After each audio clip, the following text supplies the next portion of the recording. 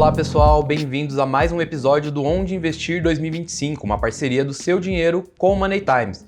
Já deixa o seu like, compartilha esse vídeo com quem precisa ouvir mais sobre investimentos esse ano e não esquece de ativar as notificações, assim você fica por dentro de tudo de novo que a gente faz por aqui.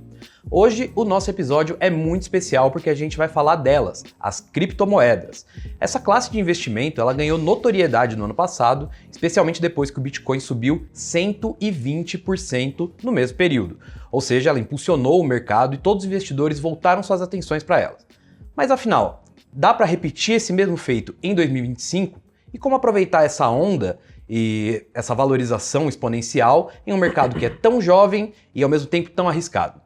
Para responder essa pergunta, eu tenho aqui ao meu lado o Marcelo Sestari, que ele é analista e trader da equipe da Empírico Gestão. Tudo bom, Marcelo? Tudo bem, obrigado pelo convite. É um prazer estar aqui, pessoal. E vamos trocar uma ideia, bater um papo. Maravilha, cara. E também aqui ao meu lado a gente tem o Fabrício Tota, o diretor de novos negócios do mercado Bitcoin. Tudo bom, Fabrício?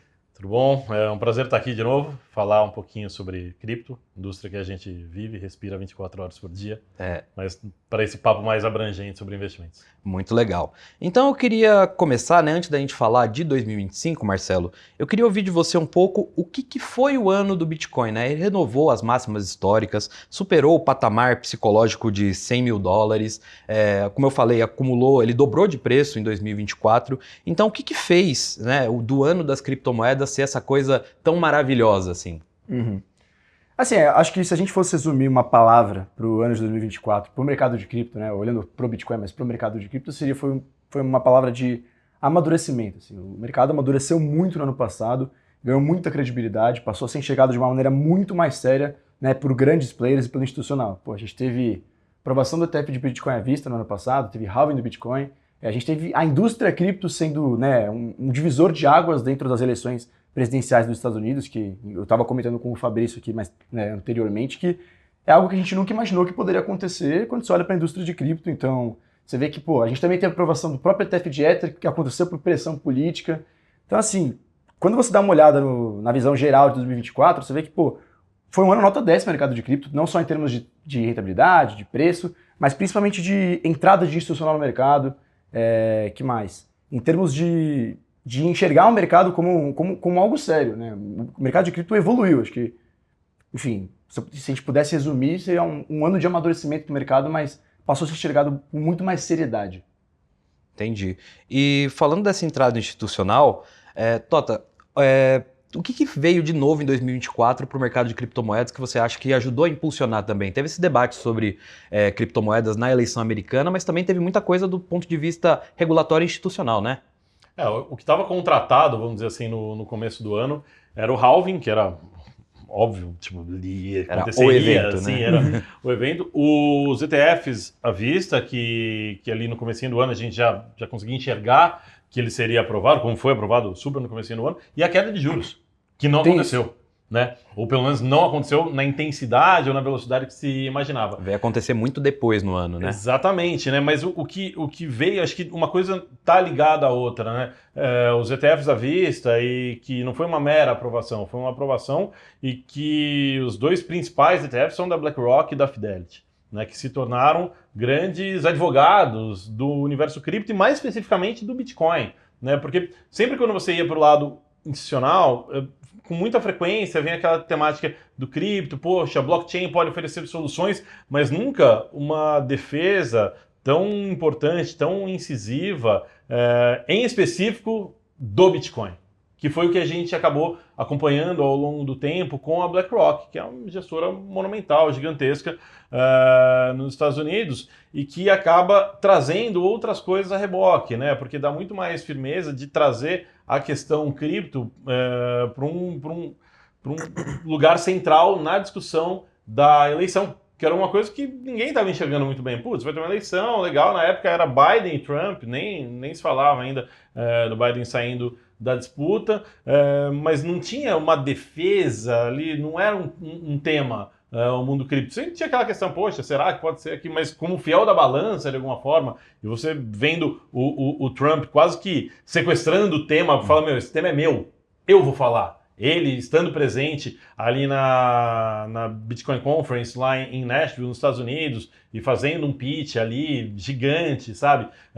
Dando muitos sinais de que não era só algo para capturar votos, para eventualmente resolver ali no detalhe uma eleição que é, por natureza, muito próxima, muito dividida lá nos Estados Unidos, mas trazendo no momento seguinte já algumas indicações do que a gente poderia esperar, né, com nomes sendo trazidos já para a administração Trump, que começa agora em 2025, e que uma indústria que foi tão sufocada nos últimos anos nos Estados Unidos, voltando a ser muito relevante. Né? Com essa questão regulatória, um certo, diria um afrouxamento, mas uma visão com mais boa vontade nos Estados Unidos, uma indústria que foi tão massacrada nos últimos anos e meio que estava fora da festa. Né? Muitos países se desenvolvendo e pensando soluções regulatórias, né? Como aqui, até mesmo aqui no Brasil, trazendo o tema cripto para dentro do Banco Central como regulador cripto, e você vê nos Estados Unidos tentando sufocar empresas cripto processando, a SEC, enfim, uma briga gigantesca, mas agora a gente vendo de uma forma muito positiva e isso tende a se acelerar agora nesse ano. A gente estava até conversando aqui antes, né, daquela questão da XRP contra a SEC, né? Ou seja, a cripto virou um tema central para o debate norte-americano e também virou um tema central de investimentos globais, né?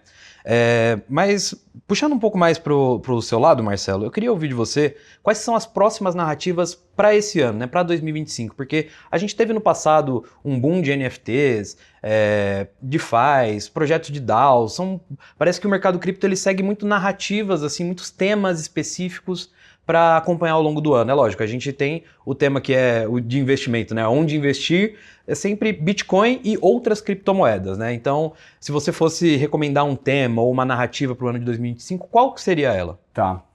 Assim, antes de falar da narrativa, acho que obviamente começaria pelo Bitcoin, porque, cara, primeiro, nesse ano que vai ser um baita ano de bull market, onde a gente vai ver a entrada de muita gente nova no mercado, provavelmente elas vão começar investindo com o Bitcoin, que é o ativo que é a principal porta de entrada para o mercado de cripto. Agora a gente tem o ETF de Bitcoin à vista, que traz muita facilidade para o investidor. Nesse ano também, provavelmente a gente vai ter a reserva dos Estados Unidos, né, a reserva estratégica dos Estados Unidos de Bitcoin finalmente acontecendo. Óbvio que a gente vai falar disso um pouco mais para frente, mas isso tende a impactar o preço do ativo.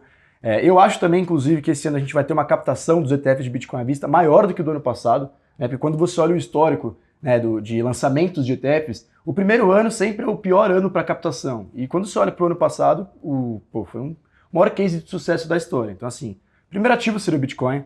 Né? Acho que Ethereum e Solana também, essa tríade não tem como não falar. Eu já vou chegar no setor que eu quero comentar.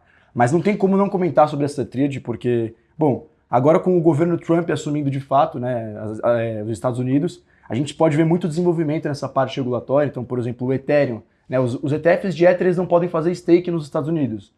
Agora, com o governo Trump, provavelmente isso pode se desenrolar e, se isso for aprovado, a gente pode ver um novo cenário para o Ether, que é um ativo que pode se beneficiar. Staking, só para a gente manter todo mundo na mesma página, é aquele investimento que se faz para como se fosse uma renda fixa em criptomoeda. Exato, né? Exato. Você basicamente utiliza suas criptos para validar transações e recebe um rendimento em volta em troca disso. Legal. Então, a partir do momento que os ETFs eles começam a poder realizar essa operação de staking, eles começam a ter rendimentos fixos, entendeu? E assim, não só essa parte de staking quando a gente olha para Ether, mas também quando a gente olha, BlackRock no passado lançou um fundo tokenizado na rede da Ethereum. Então, a gente vê que o institucional já está de olho nesse ativo, já está de olho nessa infraestrutura, o institucional está de olho nessa rede, então acho que quando a gente olha como um todo, não tem como não ficar otimista também. E acho que assim, completando essa tríade, não tem como não falar de Solana, né, que foi a grande blockchain do ano passado. A gente viu que o ecossistema de Solana do ano passado aumentou o número de transação, o número de validador, o número de usuário, foi a blockchain que mais cresceu no ano passado. A quantidade de projeto que se desenvolveu, que foi construído dentro dessa blockchain, foi absurda. E nesse ano a gente provavelmente vai ter uma aprovação do ETF de Solana. Então assim, acho que primeiro ponto, né, onde investir em 2025? Se eu olhasse para o mercado de cripto, não dá para ficar fora dessa tríade, né? Bitcoin, Ethereum e Solana. Eu sei que é muito clichê, mas eu acho que, cara, são três ativos que já estão muito mais consolidados no mercado quando você olha em comparação com o resto, e o institucional está muito de olho nisso. A gente tem produtos que já tem produtos que o institucional já está trabalhando com esses ativos, e tem produtos que vão ser lançados, como por exemplo o ETF de Solana, que eu acho que vai ter aprovação esse ano. Mas assim, olhando para fora dessa tríade, se a gente fosse olhar para um setor, Eu acho que, cara, o setor de inteligência artificial seria um setor que eu estou bastante otimista com esse ano. Quando você olha pro ano passado, né, o setor de inteligência artificial, ele só não outperformou o setor de meme coins, mas foi o segundo melhor setor do mercado de cripto ao longo do ano passado. E assim, a gente tem visto que a inteligência artificial ela tem evoluído muito, não só dentro do mercado de cripto, mas principalmente para as camadas fora de cripto. Então assim, é um setor que eu fico bastante de olho, até porque protocolos que estão ligados com inteligência artificial, eles tendem a beneficiar, por exemplo, sei lá, o setor de games. O setor de games, para ter um desenvolvimento, né, por que eu falo isso? A inteligência artificial ela vai ajudar a melhorar a eficiência, né, e a infraestrutura, a tecnologia de blockchain, de projetos e de setores. Então, assim, projetos que estão ligados à inteligência artificial, eles podem ajudar, por exemplo, o setor de games. Eles vão utilizar inteligência artificial para melhorar a eficiência do setor de games. Setor de DeFi, a mesma coisa. Então, se eu fosse olhar para um setor, né, tirando a C-Trade, acho que o setor que mais me anima para esse ano são projetos, né, e o setor de inteligência artificial. Não sei se você concorda também. Você concorda, Tota? Acho que primeiro que eu acho que falar de Bitcoin, mais especificamente, não é clichê. Porque acho que principalmente quando você vai falar para o grande público, algumas coisas algumas reações são bem recorrentes e comuns, do tipo, já subiu demais, já perdi. Isso é verdade. E a outra é querer uma diversificação. Tá bom, vou comprar o Bitcoin, mas eu quero uma carteira diversificada e com uma cabeça de diversificação, que nem o pessoal faz com fundo de ações, ou com ações, ou com fundos imobiliários, que vai dividir mais ou menos de forma igual ali um portfólio entre vários ativos. Em cripto isso é um pouco diferente. O mais comum é você ter uma parcela muito significativa em Bitcoin, e daí, a partir daí, se você for começar a diversificar, você começar a fazer uma coisa mais parecida, ainda bastante em Ether, Solana, talvez, e depois uma coisa mais parecida com uma diversificação em equities, né, ou fundos imobiliários. Então, nunca é demais falar novamente sobre Bitcoin, sabe? Que não está tarde, ainda está no começo, né? E que tem que ter uma parcela muito grande, muito significativa da carteira de um investidor em cripto, em Bitcoin. Ele é o começo de tudo ali, e onde, se você perguntar para investidores em cripto que já estão na indústria há mais tempo, é evidente, quase, não todos, mas a maioria esmagadora vai ter a parcela mais significativa da carteira deles em Bitcoin. Mas enfim, indo para outros temas, né? Eu concordo com o tema AI, mas eu queria destacar o tema tokenização. Né, que a infraestrutura de tokenização de ativos reais é algo que tem ganho muita atração e é alguma coisa que já há alguns poucos anos, né, lá fora tem se falado bastante dessa infraestrutura do RWA Tokenization, né, a tokenização de ativos reais. É algo que a gente no MB já faz desde 2019, mas que vem com muita força lá de fora, começando com tokenização de treasuries, né, indo para outras classes de ativos, tokenização de fundos, tem a questão da BlackRock fazendo uma tokenização também, utilizando a rede Ethereum. Então acho que protocolos que oferecem soluções de infraestrutura para facilitar a tokenização de ativos reais no mundo on-chain ou nessa ponte do off-chain, do que está fora da blockchain, para a tokenização de fato de ativos reais, utilizando a infraestrutura de cripto e blockchain, acho que é algo que vem ganhando muita força. Né? É uma ponte mais palatável até para o institucional quando ele olha para cripto. Né, que fala, putz, tudo bem, entendi, isso é uma representação de um ativo real que eu, conheço, topo esse risco e entendo os benefícios que a tokenização traz, né, como o fracionamento, como a negociação 24/7, e enfim, com o price discovery, a publicidade de preço, né, você conhecer um pouco mais da distribuição desse ativo, como que ela está, a governança por design que a blockchain oferece para a tokenização, né, são todos atributos que o institucional, quando olha, fala, cara, gosto.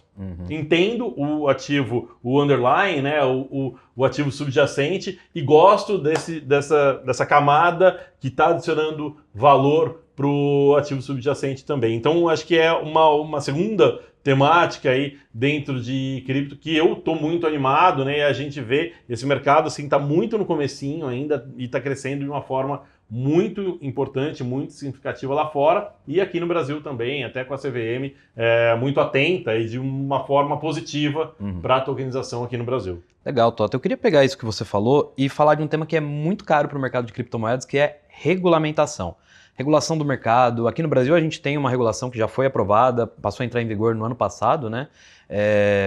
Mas no restante do mundo ainda precisa ter uma delimitação um pouco maior, né?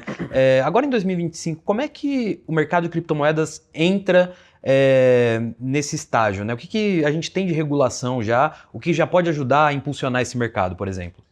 Cara, eu acho bem peculiar, né, que o mundo cripto ele coloca essa questão global, alternativa ao sistema financeiro tradicional, o que quase que nega uma regulação num primeiro momento, ali nos primeiros manifestos cypherpunks, mas que inevitavelmente ele acaba caindo em algum momento numa regulação, né?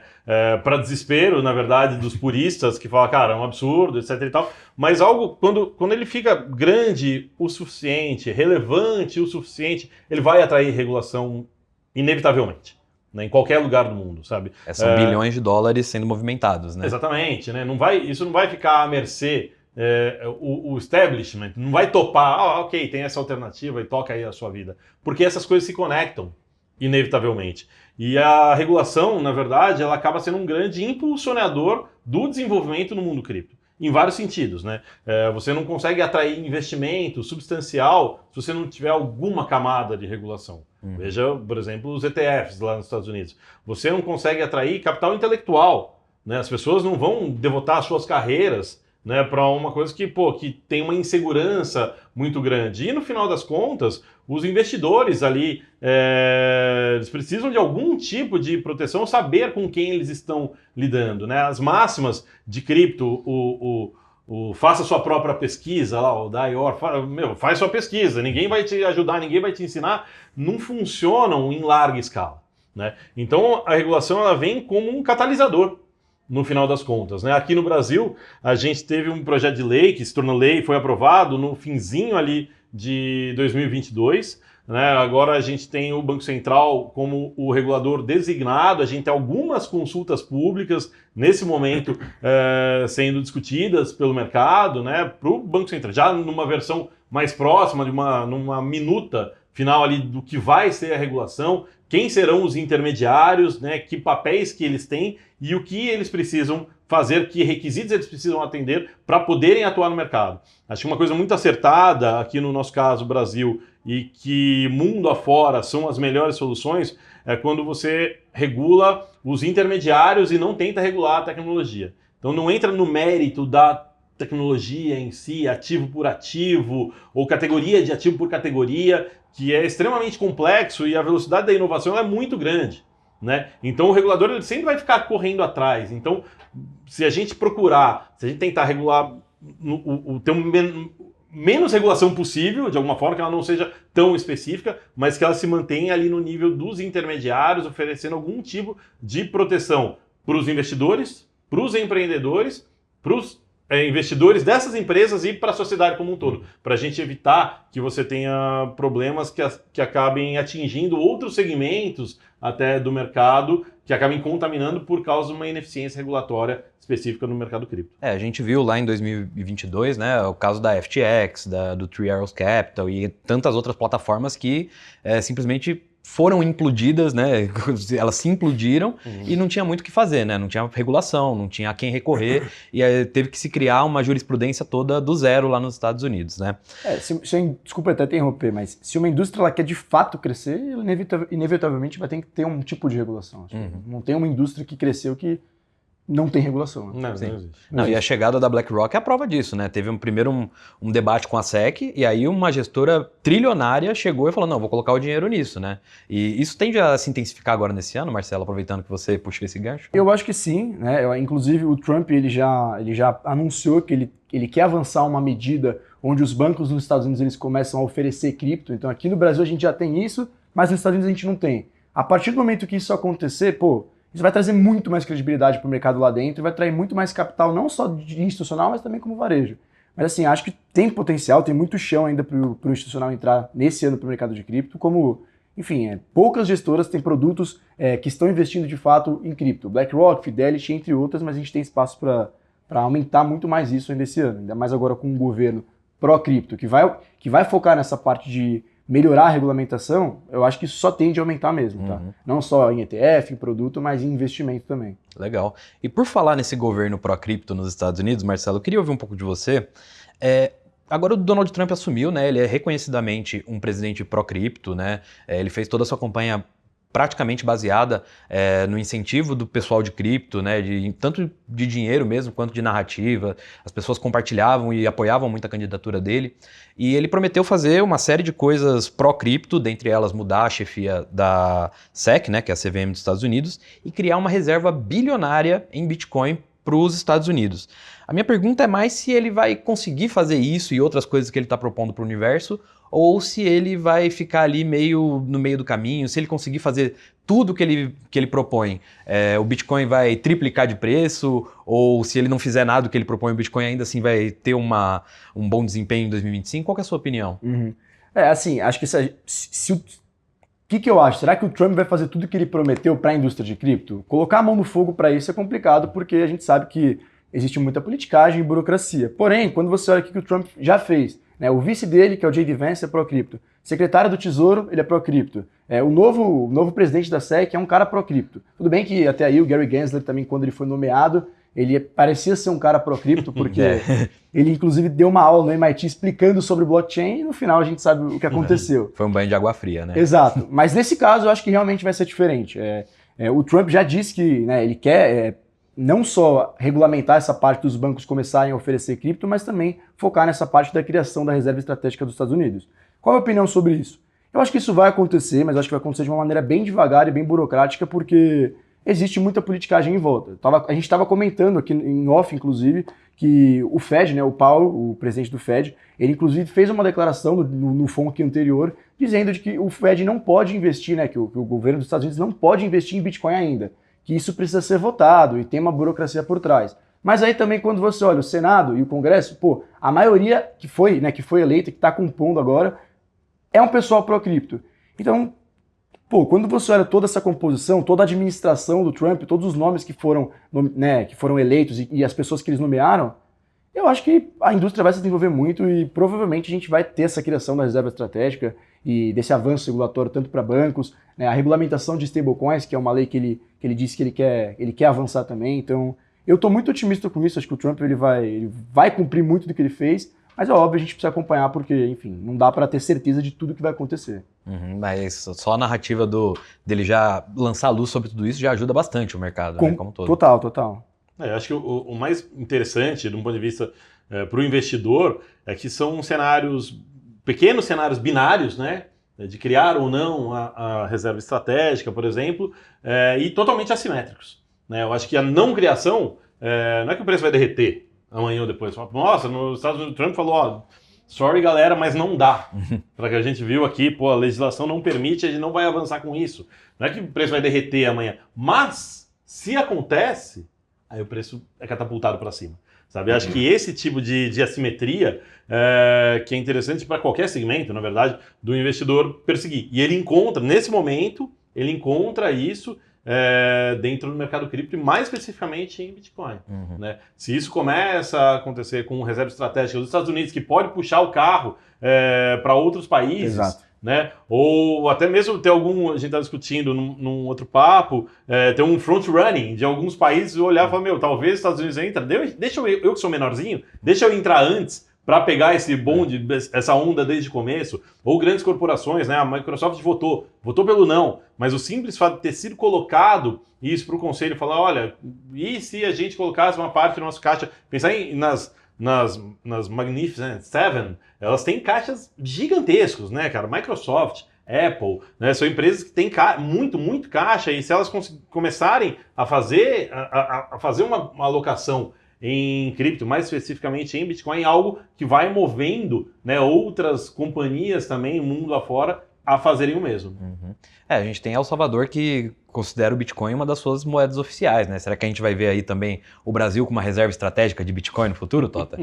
Cara, seria interessante. Acho que tem uma ou outra iniciativa. Acho que a gente, sinceramente, acho que a gente ainda não está maduro para isso. Acho que a gente tem outras discussões ainda para serem colocadas na mesa. A gente tem uma discussão sobre nossas reservas em dólar e como que o Banco Central vai atuar para defender ou não a moeda, sabe? Aqui acho que não acredito que seja um problema imediato aqui do Brasil.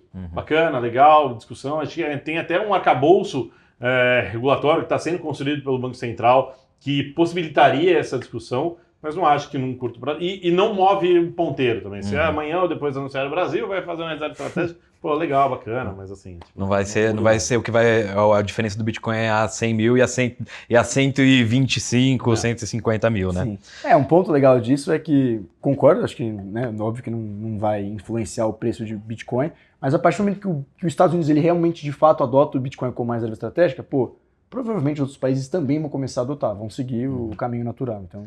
A gente teve também a aprovação de uma regulação lá na União Europeia, né, o MiCA, que ajudou a regular um pouco o mercado, né, e um dos debates que também permeia o mercado de criptomoedas é justamente isso, né, o Bitcoin ele foi criado para se distanciar do Estado, né, as criptomoedas foram criadas para se distanciar do Estado. Aí com os estados indo atrás do Bitcoin, né, não corre o risco também, aí eu jogo a pergunta para você, Marcelo, depois para você, Tota, dessa regulamentação começar a virar um terreno muito... de cortar muitas asinhas do mercado cripto e começar a cercear muito em cima, isso pode afetar os preços também, né, em uma última instância. Cara, o que eu acho que, assim, eu acho que o que pode acontecer é que o mercado de cripto ele pode se comportar, pelo menos o Bitcoin, ele pode ter uma correlação mais forte com o mercado tradicional, institucional, olhando pelo menos a parte de macro. A gente estava discutindo que, o mercado de cripto nunca precisou de macro para andar, né? Acho que o que pode acontecer esse ano também, inclusive, é a parte de macro dar uma balançada no mercado de cripto, mas quando você olha para o desenvolvimento interno do mercado, isso vai se sobressair na parte de macro, a gente acha que o cripto vai subir, né? Vai subir, enfim, vai andar e o mercado vai se desenvolver. Porém, esse é um ponto, entendeu? Com essa institucionalização forte, a gente pode olhar o comportamento do Bitcoin um pouco mais correlacionado, sim, com o mercado institucional, e, enfim, acho que isso acontece inevitavelmente. Uhum. E você, Tota? Acho que uma coisa que a gente aprendeu ao longo dos anos é que a regulação ela vai se dar jurisdição por jurisdição. E ainda que consegue dar uma acelerada na Europa, que atua ali como um bloco, né? Mas a gente não vai escapar de cada região do mundo e cada país, no final do dia, criar a sua própria regulação. Claro que com alguma unidade, através de organismos internacionais que já se conversam, já se falam, e colocam diretrizes globais de regulação cripto, né? Mas no final das contas cada um traz a sua própria lição de casa ali para fazer do seu jeito, no seu ritmo e da forma que até culturalmente é mais adequada para cada país. Eu acho que sim, em algum momento, em alguns lugares, né, talvez isso freie, dependendo do desenvolvimento, do estágio de desenvolvimento, se a regulação vier muito na frente, cara, isso é um limitante. Né? Se ela tentar se antecipar muito ao que ainda não aconteceu, ela vai acabar cerceando o desenvolvimento. Mas no momento certo, a partir de um certo momento de desenvolvimento, ela é um impulsionador. Eu acho que é o caso aqui do Brasil, né? Eu acho que a regulação ela vai trazer um impulso maior para o mercado local, né, para dar mais segurança, mais tranquilidade para os investidores que já viram problemas ligados, né, ou que pelo menos usaram o nome cripto ali para aplicar golpes, enfim. Mas acho que a regulação aqui ela vem num momento de maturidade muito grande do mercado, né, que um mercado que já conversa com o mercado de investimentos tradicionais, que é para onde está indo a nossa regulação aqui. Ela vai se conectar muito, né, com o que a gente já tem de estrutura de corretora, distribuidora, bancos, né? É uma alternativa, sim, mas a alternativa são os ativos, né? A regulação ela não vai impedir ninguém de comprar Bitcoin, sacar para uma cold wallet e viver sua vida só em Bitcoin. Não tem problema nenhum, você continua fazendo isso. Algumas vozes falam, pô, absurdo, não sei o que lá, não precisa. Tá, faz o seu, compra e esquece do assunto, sabe? Isso continua, isso é possível hoje e continuará sendo possível. Mas isso vai dar mais segurança porque o investidor comum, né, o investidor médio, ele tenha um acesso de qualidade aos produtos, às inovações trazidas por cripto. Eu comparo um pouco com o que aconteceu no universo de investimentos tradicionais, sei lá, nos últimos 15 anos. Né? A gente foi tendo mais acesso, foi tendo mais produtos, foi tendo mais empresas também, né, que com alguma abertura, com inovação em modelos de negócio, trouxeram já, num arcabouço regulatório que já existia, algumas possibilidades. Tiveram que estressar, até do ponto de vista regulatório, né, esticar um pouquinho a corda, esse vai e vem e tal. Teve desmutualização de bolsa, um monte de coisa aconteceu na última década e meia, ou nas últimas 2 décadas pelo menos, que possibilitaram um crescimento gigantesco né, do mercado de investimentos tradicionais. Acho que isso pode começar a acontecer agora com o mercado cripto e fazer com que as coisas se conectem e talvez o mercado de investimento em criptoativos até supere com a quantidade de inovação que é trazida, que a velocidade é muito maior do que dos investimentos tradicionais. Legal, Tota. E agora para 2025, falando de macronarrativas, né? A gente teve no ano passado o corte de juros nos Estados Unidos, eleições, o próprio halving. Que narrativas macro o investidor tem que parar para analisar ao longo desse ano? Vai ter algum grande evento, alguma grande atualização de protocolo agora em 2025? Olha, eu acho que a gente tem esse grande desafio, Trump, ver expectativa e realidade. Né? Acho que um check aí de 100 dias é o que todo mundo vai estar olhando para o primeiro semestre. Né? Realmente ver como que acaba sendo colocado em marcha tudo isso que vem, toda essa expectativa e tudo que vem sendo falado pela administração Trump e quem está ali no entorno dele. Acho que esse é o primeiro grande tema. A gente continua tendo um tema de taxa de juros, né, que é esse momento onde os dois mundos se conectam muito, né? Quando o mercado fica de lado, daí a gente começa a olhar dado macro, né? Na verdade. Exatamente. Se ficar aquela paradeira, M2, né? Cadê juros? Cadê a ata, etc e tal. Então isso continua sendo um tema com barreiras tarifárias e uma política que gere inflação nos Estados Unidos, queda de juros fica um pouco mais complexa, fica adiada talvez. A gente precisa ver no dado como isso vai se comportar. A gente vive um momento de juro alto que Bitcoin nunca viu.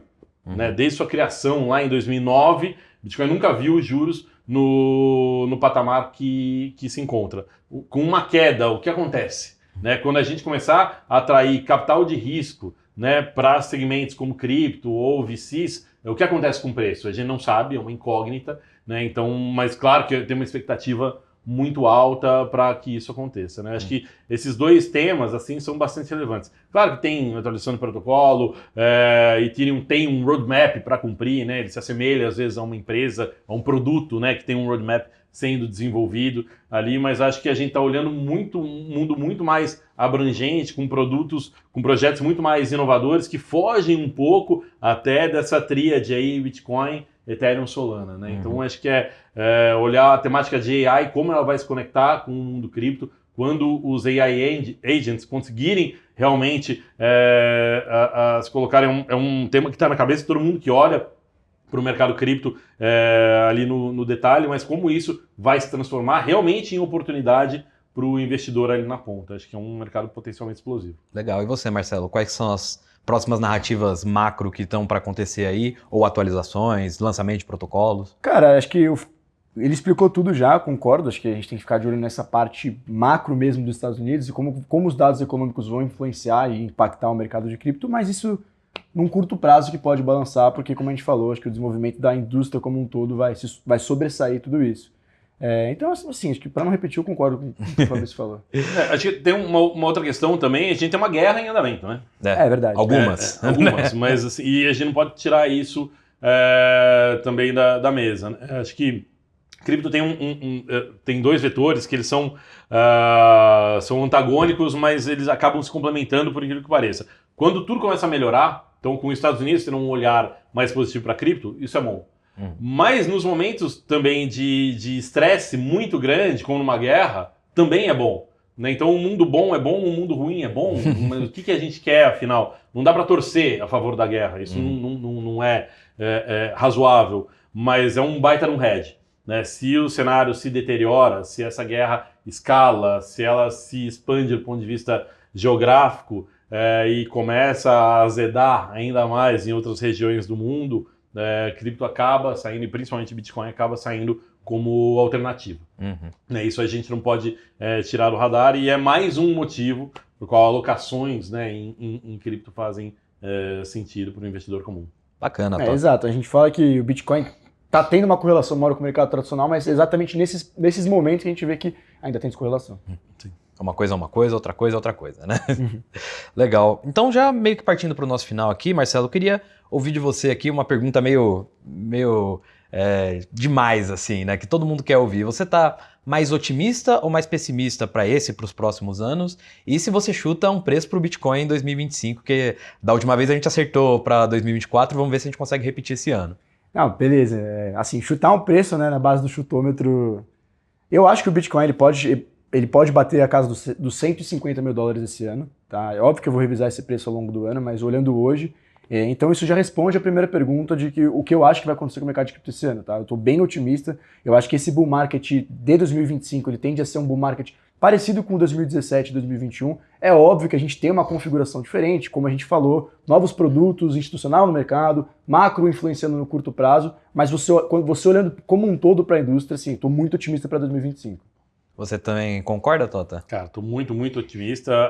Acho que eu enxergo o Bitcoin ali nessa casa entre 150 e 200 mil dólares, né? Ali se fosse para ficar com um número, ali 170 mil dólares.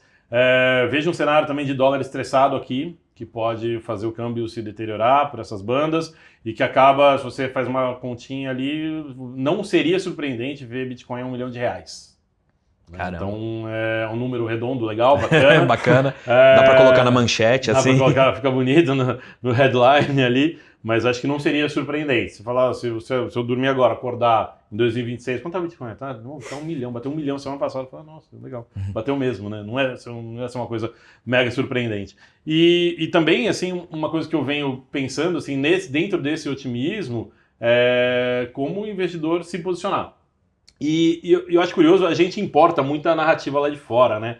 E o pessoal fala, coloca 1%, 2%, que é meio que uma narrativa meio centrada num investidor, talvez americano ou global, né? Que até um pouco conservador, né? 1%. Super, mas da onde vem esse conservadorismo? Do quanto ele conseguia lá atrás em renda fixa.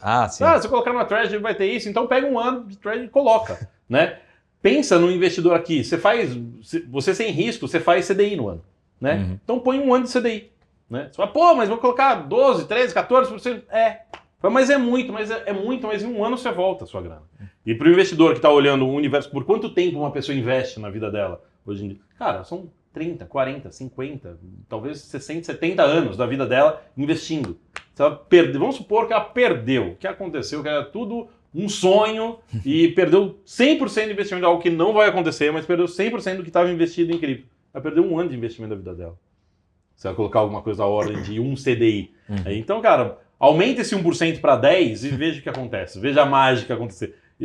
O que acontece recorrentemente, aconteceu esse ano novamente, alguns investidores que fizeram isso. E daí ligaram para mim e falaram, Tota, eu fiz. Só que agora tem um problema, não tenho mais 10, eu tenho 30.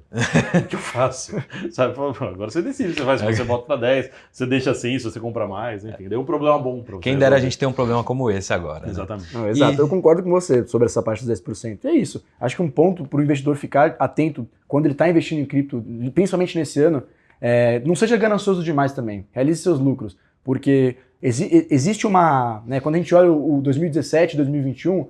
O mercado de cripto ele corrigiu 3 vezes, ele corrigiu 30% aproximadamente, durante 3 vezes até ele atingir o topo. Então, assim, às vezes, se você não realiza um lucro, se você está investindo, né? Isso eu estou falando para aquele investidor que já está investindo em altcoin mesmo. Se você não realiza o lucro, às vezes você pode ficar para trás e você não vai ganhar dinheiro num ano de bull market. Então, uma dica também é não seja ganancioso demais. Claro, os 10% a gente suspeita para falar, mas eu concordo com você, acho que faz sentido total. Ainda mais a gente está no Brasil, você vai dolarizar seu patrimônio, inclusive. Exatamente.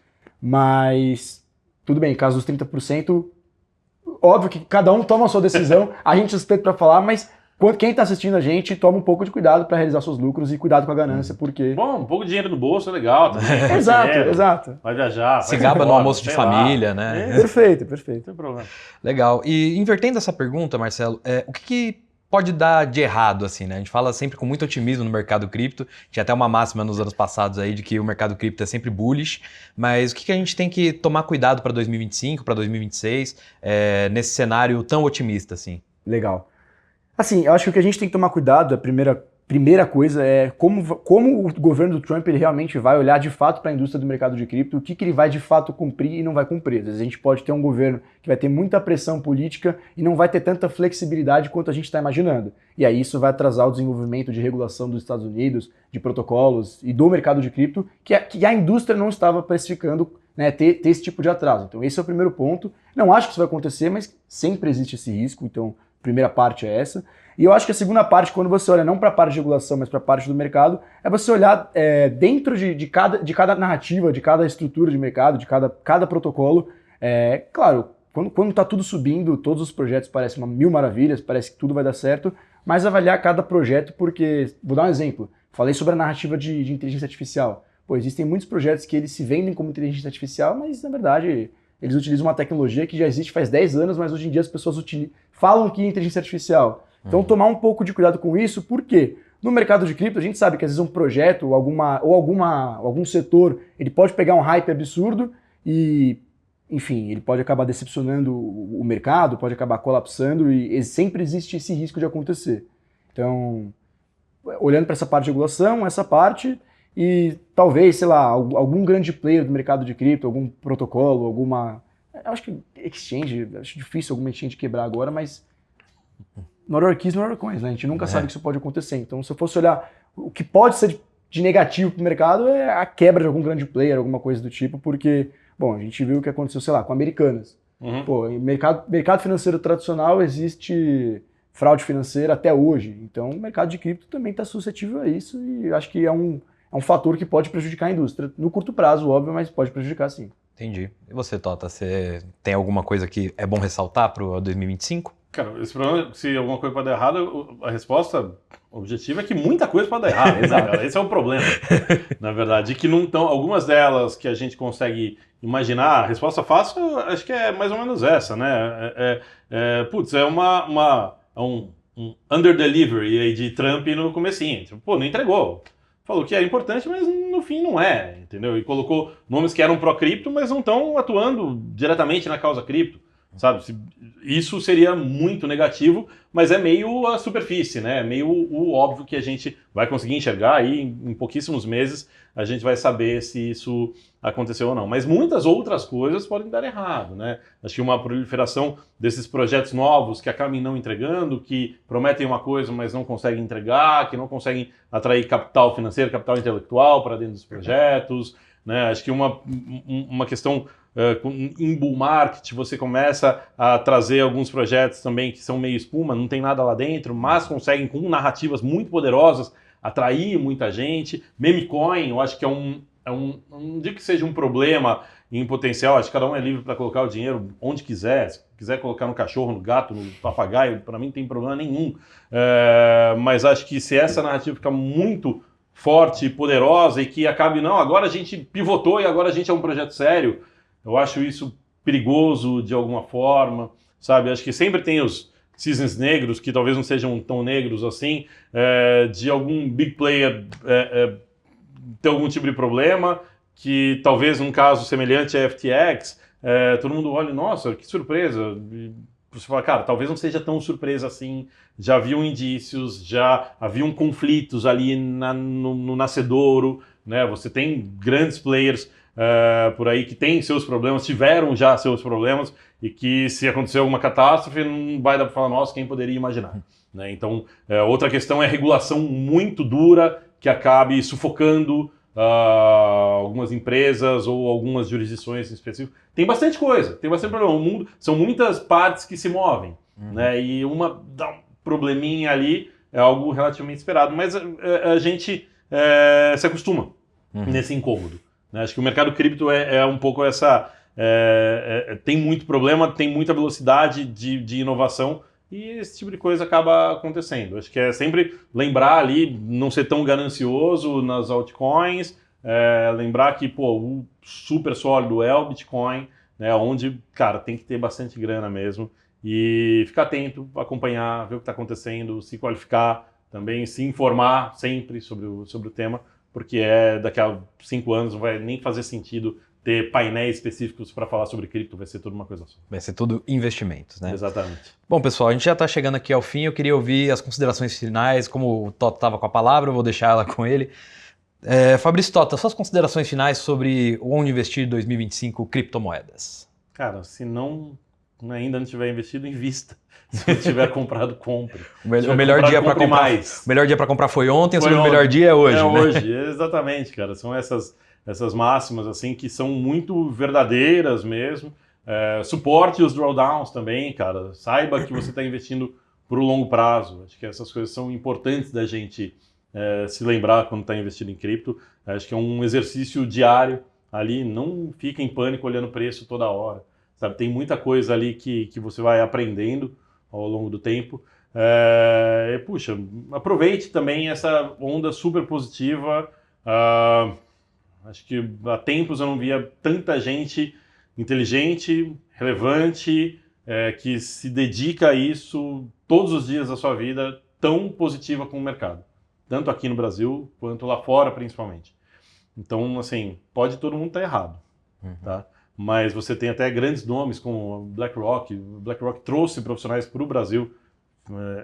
Fizemos um evento em outubro passado com a turma de ETF da BlackRock, assim, e até viralizou em redes sociais, o pessoal falando, cara, o Bitcoin contratou um time novo de marketing, que chama-se BlackRock, uma gestora de 10 trilhões de dólares. Né? Podem estar errados, podem, não é impossível, mas assim, tá ficando barato tá errado, se é que todo mundo tá errado, sabe? Você tá errando com muita gente esperta. Então, assim, caprichar e parar e pensar em quem nunca fez, definitivamente comece, sabe, a investir em cripto de uma forma geral. Legal. Marcelo Sestari.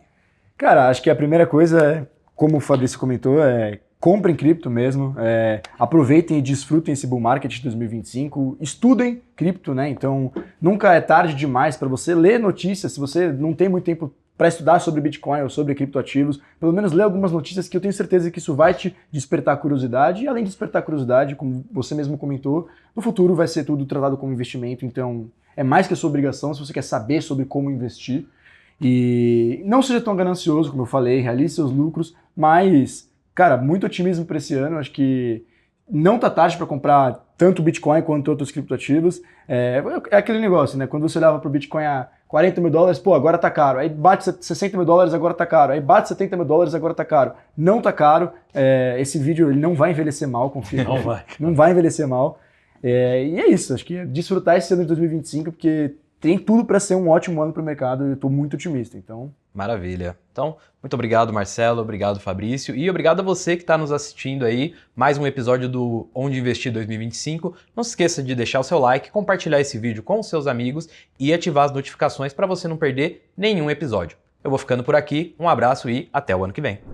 Você assistiu agora ao painel sobre investimentos promissores no mercado de criptomoedas, com oferecimento da Empíricos Gestão. E a boa notícia é que você pode continuar tendo acesso aos melhores insights de Marcelo Sestari, analista e trader de criptoativos da gestora. Para isso, você só precisa se inscrever nas newsletters gratuitas da Empíricos Gestão.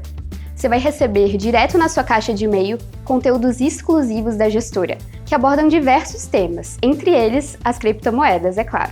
E o melhor, tudo isso de graça. Então clica no link que está na descrição desse vídeo ou use seu celular para escanear o QR Code que está aparecendo na sua tela. Bons investimentos e até a próxima!